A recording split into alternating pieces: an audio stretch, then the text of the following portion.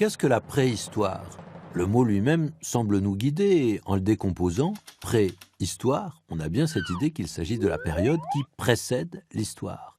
Alors, l'étude de la préhistoire est née au XIXe siècle, elle a pris un essor considérable au XXe, et certains résultats de cette discipline ont rencontré un succès tel que tout un folklore a pu se développer.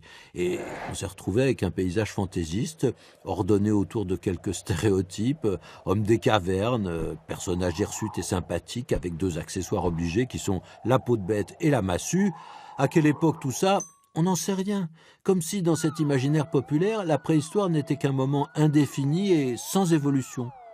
Ah si, peut-être, on a l'âge de pierre, une dénomination qui a appartenu à la langue scientifique, abandonnée aujourd'hui, et qui nous reste dans une langue un peu familière. Oh, il vit encore à l'âge de pierre, c'est-à-dire il n'a ni ordinateur, ni adresse électronique.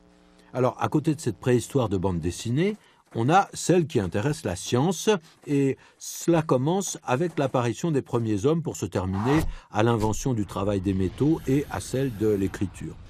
Alors on a quand même quelques grandes périodes. Le paléolithique, mot savant, formé sur des racines grecques, c'est l'âge de la pierre ancienne. Et puis ensuite le néolithique, la pierre récente, qu'on a également nommé l'âge de la pierre polie, et qui envisage le développement d'une vie sociale, premier bourg, première poterie.